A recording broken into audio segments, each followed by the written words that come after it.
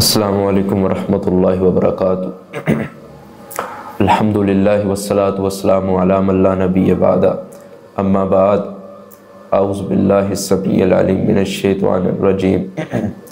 من حمزہ ونفکہ ونفثہ، بسم اللہ الرحمن الرحیم۔ محترم قابل احترام احباب گرامی، کہ جس طرح بخوبی جانتے ہیں کہ اسلام کے بنیادی اراکین پر گفتگو چل رہی ہے۔ سب سے پہلا رکن عقیدہ توحید پر مفصل گفتگو کی، اس کے بعد اسلام کا دوسرا رکن بنیادی نماز کے حوالے سے گفتگو کی، اس کے بعد اسلام کا تیسرا بنیادی رکن روزے کے حوالے سے گفتگو کی، اور آج الحمدللہ اسلام کا جو چوتھا بنیادی رکن ہے زکوٰۃ، اس کے حوالے سے گفتگو ہم کریں گے۔ سب سے پہلے تو رسول مکرم صلی اللہ علیہ وسلم نے فرمایا کہ بنی الاسلام علی خمس، اسلام کی بنیاد 5 چیزوں پر رکھی گئی ہے۔ سب سے پہلا عقیدہ، اس کے بعد نماز، اس کے بعد تیسرا روزہ، اس کے بعد چوتھا زکوٰۃ، اور اس کے بعد 5واں بیت اللہ کی زیارت، حج بیت اللہ۔ اللہ تبارک و تعالیٰ نے قرآن مجید کے اندر بے شمار مقامات کے اوپر زکوٰۃ کے حوالے سے اللہ تبارک و تعالیٰ نے اس کی اہمیت کو اجاگر کیا ہے۔ آپ جتنی بھی قرآنی آیات کو دیکھیں، وہاں ایک بات سمجھ میں آتی ہے کہ جہاں اللہ تبارک و تعالیٰ نے نماز کا ذکر کیا ہے، اس کے ساتھ ہی اللہ تبارک و تعالیٰ نے زکوٰۃ کی اہمیت کو انسانیت کے سامنے اجاگر کیا ہے۔ اللہ تبارک و تعالیٰ فرماتے ہیں وَأَقِیمُوا الصَّلَاةَ وَآتُوا الزَّکَاۃَ، کہ نماز قائم کرو اور نماز کے ساتھ ساتھ زکوٰۃ بھی ادا کرو اپنے مال میں سے۔ اور اسی طرح اللہ تبارک و تعالیٰ ایک اور آیت میں فرماتے ہیں خُذْ مِنْ أَمْوَالِهِمْ صَدَقَةً تُطَہِّرُهُمْ وَتُزَکِّیہِمْ، کہ اے میرے محبوب ان سے آپ صدقہ لیں، یہاں صدقے سے مراد زکوٰۃ ہے، آپ ان کے مال سے زکوٰۃ لیں، کیونکہ تاکہ ان کا مال پاک ہو جائے، وَتُزَکِّیہِمْ، تاکہ ان کا تزکیہ ہو جائے۔ یعنی سمجھ میں آتا ہے کہ جو انسان اپنے مال میں سے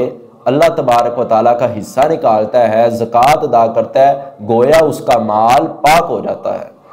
اور اسی طرح آپ نے ایک واقعہ سنا ہوگا، مشہور واقعہ صحیح البخاری کے اندر، کہ رسول مکرم کی وفات کے بعد کچھ لوگوں نے زکوٰۃ دینے سے انکار کر دیا تھا۔ سیدنا ابو بکر صدیق خلیفۃ الاول، انہوں نے کہا کہ جو لوگ زکوٰۃ ادا نہیں کریں گے میں ان کے خلاف اعلان جہاد کروں گا۔ حضرت عمر رضی اللہ تعالیٰ عنہ پاس تھے۔ حضرت عمر رضی اللہ تعالیٰ عنہ کا اے ابو بکر کوئی بات نہیں، جو زکوٰۃ ادا نہیں کرتا اس کو تم کچھ نہ کہو۔ تو حضرت ابو بکر صدیق نے کہا نہیں، اللہ کی قسم اٹھا کے کہتا ہوں، رسول اللہ کے زمانے میں جو ایک رسی بھی اللہ کی راہ میں زکوٰۃ دیتا تھا، اگر وہ ابو بکر صدیق کے زمانے میں وہ روک لیتا ہے، ابو بکر اس کے خلاف اعلان جہاد کرے گا۔ تو یہ جو ابو بکر رضی اللہ تعالیٰ عنہ نے ایک بات کہی تھی، اس کا فائدہ اتنا ہوا، پھر کوئی لوگ زکوٰۃ دینے سے پیچھے نہیں رہے۔ جو رسول اللہ صلی اللہ علیہ وسلم کے زمانے میں زکوٰۃ دیا کرتے تھے، وہ بھی پھر سیدنا ابو بکر صدیق کے زمانے میں زکوٰۃ دیا کرتے تھے۔ رسول اللہ صلی اللہ علیہ وسلم کے صحابی ابو بکر کی یہ سخت وعید سن کے، اور اسی طرح معاذ بن جبل رضی اللہ تعالیٰ عنہ، جو رسول اللہ صلی اللہ علیہ وسلم کے صحابی ہیں، جن کو رسول اللہ صلی اللہ علیہ وسلم نے یمن کا گورنر بنا کے بھیجا تھا۔ رسول اللہ صلی اللہ علیہ وسلم نے معاذ رضی اللہ تعالیٰ عنہ کا، معاذ جب وہاں جاؤ گے نا یمن کے اندر، تو یمن کے جو امراء ہیں، جو امیر لوگ ہیں، ان سے زکوٰۃ لے کر فقراء کے اندر تقسیم کرنا تمہارا فرض ہے۔ جا کے پہلے ان کو لا الہ الا اللہ شہادت ہے کہ ان کو دعوت دینی ہے، نماز کا حکم دینا ہے، پھر اس کے بعد جو تم نے عمل کرنا ہے وہ یہ ہے کہ ان کے امیر زادوں سے زکوٰۃ لے کر فقراء کے اندر آپ نے تقسیم کرنی ہے۔ اور اسی طرح رسول اللہ صلی اللہ علیہ وسلم کی صحیح مسلم کے اندر روایت ہے کہ لوگوں، تمہارا اسلام تب تک مکمل نہیں ہو سکتا، تمہارا ایمان تب تک مکمل نہیں ہو سکتا جب تک تم اپنے مالوں کی زکوٰۃ نہ ادا کیا کرو۔ آج ہمارے کچھ ایسے لوگ ہیں، کچھ احباب ہیں کہ جن کو اللہ تبارک و تعالیٰ نے بہت مال عطا کیا ہے، بینک بیلنس ان کے پاس موجود ہے، ہر طرح کی سہولت ان کے پاس موجود ہے، مگر جب سال گزر جاتا ہے، ان کا مال نصاب کو پہنچ جاتا ہے، پھر بھی وہ زکوٰۃ ادا نہیں کرتے، اللہ تبارک و تعالیٰ کا حصہ نہیں نکالتے، تو اس سے مراد ہے جو ان کے پاس پڑا ہوا مال ہے وہ پاک مال نہیں ہے، چاہے انہوں نے حلال طریقے سے کمایا ہے۔ جب تک آپ اس مال میں سے اللہ تبارک و تعالیٰ کی راہ میں خرچ نہیں کریں گے، زکوٰۃ نہیں دیں گے، تب تک آپ کا مال پاک نہیں ہو سکتا، چاہے آپ نے حلال طریقے سے کمایا ہو۔ اللہ کا حق پہلے ہے، باقی بعد میں حق ہے، پہلے اللہ کا حق مقدم ہے۔ یہی عشر کا معاملہ ہے کہ عشر جب آپ زمین کی کٹوئی کرتے ہیں، مثال کے طور پہ فصل اتنی نکلی ہے یا پھر ایک گندم ہے، تو جب وہ نصاب کو پہنچ جائے تو قرآن مجید فرماتا ہے کہ جب وہ آپ کٹوئی کریں اسی دن آپ نے اس زمین کا عشر نکالنا ہے، اسی دن۔ یہ نہ ہو کہ آپ کٹوئی کر لیں اور آپ کہیں چلے 2-3 دن بعد یا مہینے بعد یا 2 مہینے بعد اس زمین کا عشر نکال دیں، غلط بات ہے۔ قرآن کہتا ہے جیسے کٹوئی کی ہے ویسے اس کا عشر نکالنا تم پر فرض ہے۔ اور اسی طرح زکوٰۃ ہے، زکوٰۃ آپ پہلے بھی دے سکتے ہیں، مثال کے طور پر سال نہیں ابھی گزرا، مگر سال سے پہلے جو مال ہے زکوٰۃ کے نصاب کو پہنچ گیا ہے تو آپ زکوٰۃ دے سکتے ہیں، کوئی اس میں حرج کی بات نہیں ہے۔ ابن عباس رضی اللہ تعالیٰ عنہ سے صحیح سند کے ساتھ روایت موجود ہے، رسول اللہ کے پاس آتے ہیں اور رسول اللہ کے پاس آ کر کہتے ہیں اللہ کے رسول میرا مال ہے اور میرا مال زکوٰۃ کے نصاب کو پہنچ گیا ہے، ابھی سال نہیں گزرا، 6 ماہ گزرے ہیں، تو میں کیا کروں؟ آپ نے کہا ٹھیک ہے تم زکوٰۃ دو۔ یہ سال کی شرط کیوں لگائی گئی؟ کیونکہ اکثر مال سال کے بعد ہی نصاب کو پہنچتا ہے، اس کے اندر منافع بھی ہوتا ہے، نقصان بھی ہوتا ہے، پھر سال بعد حساب لگانا ہوتا ہے کہ اب یہ جو مال میرے پاس بچ گیا ہے کیا یہ مال زکوٰۃ کے نصاب کو پہنچ چکا ہے یا نہیں پہنچ چکا۔ اگر پہنچ گیا تو میرے اوپر زکوٰۃ پھر فرض ہو جائے گی، مجھے ادا کرنا ضروری ہے، اور جو نہیں ادا کرے گا وہ اللہ کے ہاں گناہ گاروں میں شمار ہوگا۔ اور اسی طرح رسول مکرم صلی اللہ علیہ وسلم نے یہ بھی فرمایا کہ زکوٰۃ دینا متقین کی نشانی ہے، زکوٰۃ دینا متقی کی نشانی ہے، کہ جس طرح اللہ تبارک و تعالیٰ نے قرآن مجید کے اندر ابتدا میں فرما دیا ہے متقین کی نشانی ہے، الف لام میم ذالک الکتاب لا ریب فیہ ھدی للمتقین الذین یقیمون الصلاۃ، کہ جو لوگ نماز قائم کرتے ہیں اور جو ہم نے ان کو مال دیا اس میں سے خرچ کرتے ہیں۔ یہاں سے خرچ کرنے سے کیا مراد ہے؟ مفسرین نے 2 معنی لیے ہیں۔ ایک مراد تو یہ ہے کہ وہ ویسے ہی اللہ کی راہ میں صدقہ خیرات کرتے ہیں، اور ایک یہ ہے کہ جو اللہ نے ان کو مال دولت دی ہے اس مال دولت میں سے زکوٰۃ ادا کرتے ہیں۔ بھینسوں کا جو معاملہ ہے وہ بھی اس طرح ہی ہے کہ جس کے بعد بھینسیں ہیں، اگر ان بھینسوں کا جو مال اس کے پاس پڑا ہوا ہے، یعنی اس کے بعد 10 بھینسیں ہیں یا 12 بھینسیں ہیں، جتنی بھی بھینسیں ہیں، اگر بھینسوں کی جو قیمت ہے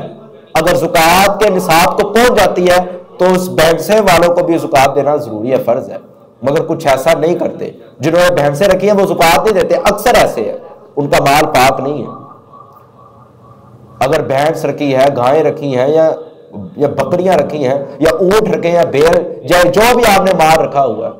اگر اس مال کا نصاب زکوٰۃ کو پہنچ گیا ہے تو آپ پر زکوٰۃ ضروری ہو جائے گی۔ اور رسول مکرم صلی اللہ علیہ وسلم نے بڑی سخت وعید فرمائی ہے کہ جو اپنی اونٹ، بکریوں کا اور اسی طرح بھیل کا اور اس طرح بیل کا اور اس طرح گائے کا، بھینس کا جو زکوٰۃ ادا نہیں کرتا، اللہ کے رسول نے فرمایا میں ایسے لوگوں کو جانتا ہوں قیامت والے دن آئیں گے، قیامت والے دن آئیں گے، جو بھینسیں ان کی ہوں گی وہ ان کو اپنے قدموں کے ساتھ اس کو روندے گی میدان محشر کے اندر، اپنے قدموں کے ساتھ اس بدبخت کو روندے گی۔ اللہ تبارک و تعالیٰ فرمائیں گے یہ وہی بھینسیں تھی کہ جس کو سنبھال کے دنیا میں رکھتے تھے اور تم نے ان بھینسوں کی زکوٰۃ میری راہ میں خرچ نہیں کی، آج وہی بھینسیں تمہارے لیے وبال کا سبب بن گئی۔ کتنی سخت وعید ہے جو لوگ زکوٰۃ ادا نہیں کرتے۔ اور اسی طرح رسول مکرم صلی اللہ علیہ وسلم نے فرمایا ما نقص صدقۃ من مال، کہ صدقے سے مال میں کمی نہیں آتی۔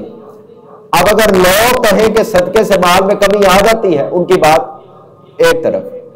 پوری کائنات کے امام کہ جس کی زبان سے نکلے ہوئے سچے سچے موتی جو اللہ کی طرف سے نکلتے ہیں، کوئی شک نہیں ہے، وہ کہہ رہے ہیں کہ ما نقصت صدقۃ من مال، کہ مال اور زکات اور صدقہ جو انسان اللہ کی راہ میں دیتا ہے اس کا مال پاک ہوتا ہے، اس کا مال بھر جاتا ہے، کبھی کوئی نہیں آتی۔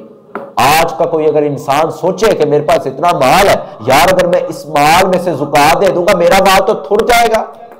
میرا مال تو کم ہو جائے گا، یہ اس کی سوچ غلط ہے۔ جب پوری کائنات کے امام محمد رسول اللہ کا فتویٰ ہے، پوری کائنات محمد رسول اللہ کا قول ہے، آپ کی زبان سے نکلے ہوئے سچے الفاظ ہیں کہ ما نقصت صدقۃ من مال وما زاد اللہ عبدا بعفو، ایک طویل حدیث ہے کہ پیغمبر نے فرمایا کہ جو اللہ کی راہ میں زکات ادا کرے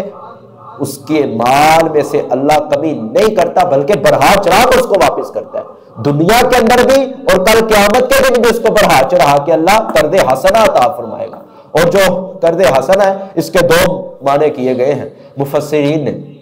پہلا معنی تو یہ ہے جو اللہ کی راہ میں ویسے عام کوئی صدقہ دے دیتا ہے خالصاً اللہ کی رضا کے لیے، اللہ فرماتے ہیں اگر کسی نے کھجور میری راہ میں خرچ کر دی، کھجور کی کوئی وقت نہیں ہے آج کے زمانے میں، اگر آپ دیکھیں تو کھجور میری راہ میں خرچ کر دیتا ہے، اللہ فرماتے ہیں اس کھجور کو میں اپنے دائیں ہاتھ میں تھما لیتا ہوں، اور اللہ کے دونوں ہاتھ دائیں ہیں۔ اب کس طرح دائیں ہیں؟ کما یلیق بجلالی، جس طرح اس کے شان شان ہے، اللہ اپنے ہاتھوں میں اس کھجور کو تھام لیتا ہے اور قیامت تک وہ کھجور اللہ کے ہاتھ میں بڑھتی رہتی ہے، بڑھتی رہتی ہے، بڑھتی رہتی ہے، اور کل قیامت کے دن وہی بندہ آتا ہے اللہ اس کو احد کے پہاڑ کے برابر اس کا ثواب عطا کرتے ہیں، وہ کہتا ہے کہ اللہ کھجور تو اتنی تھی مگر اس کی نیکیاں احد کے پہاڑ سے بھی بڑی،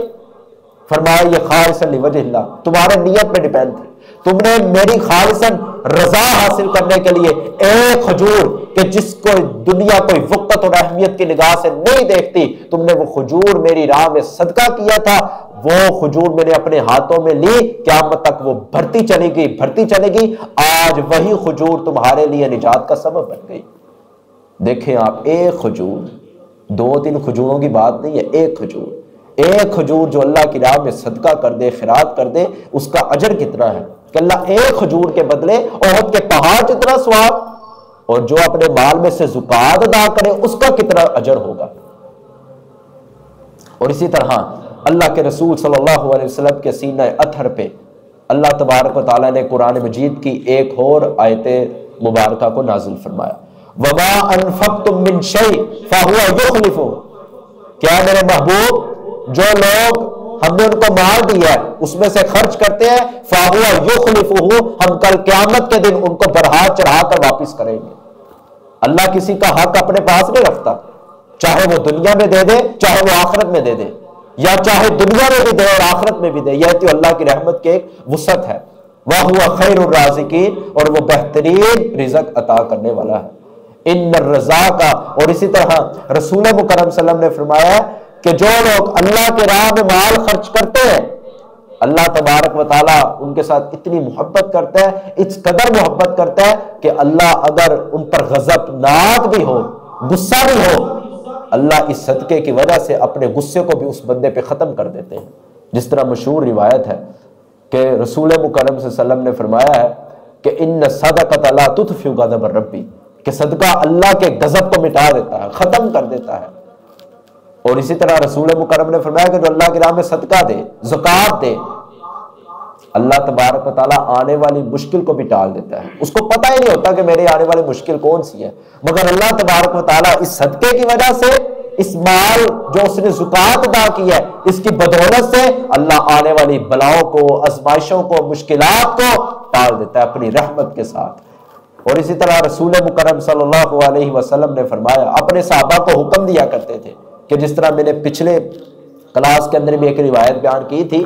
کہ صحابی رسول اللہ کی بارگاہ میں حاضر ہوئے ہیں اور آ کے کہتے ہیں اللہ کے رسول میں آپ پر ایمان لے کے آتا ہوں، مجھے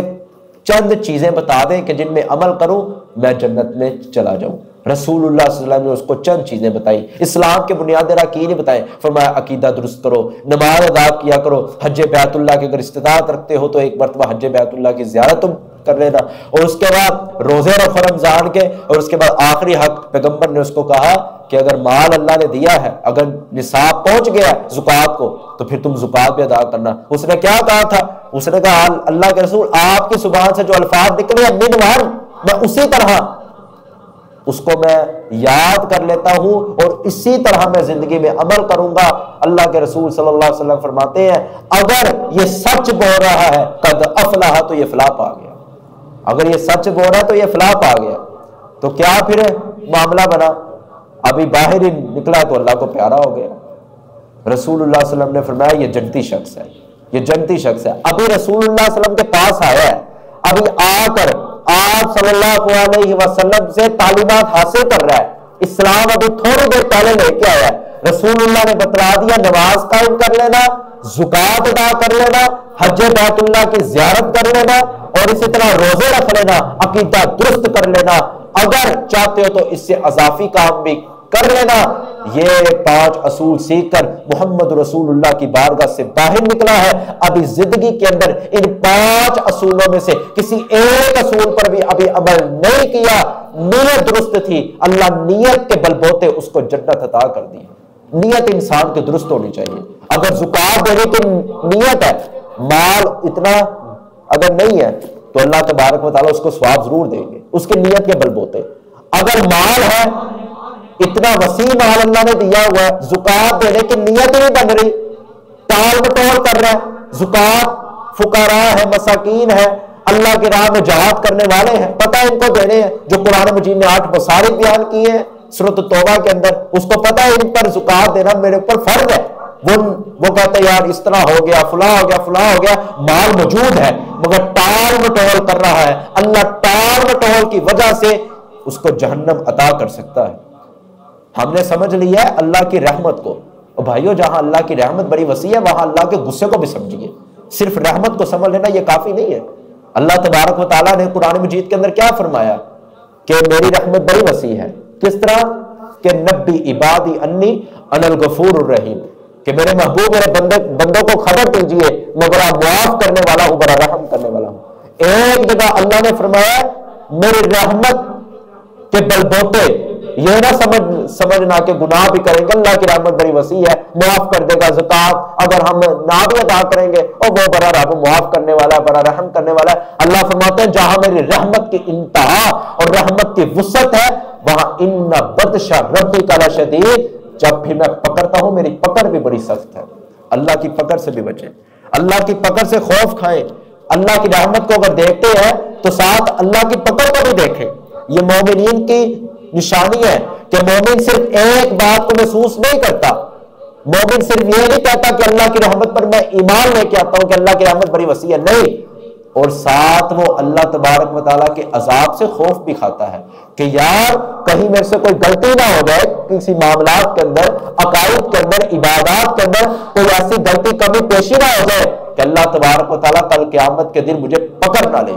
یہ مومن کی ایک صفت ہوتی ہے۔ اس لیے آج جو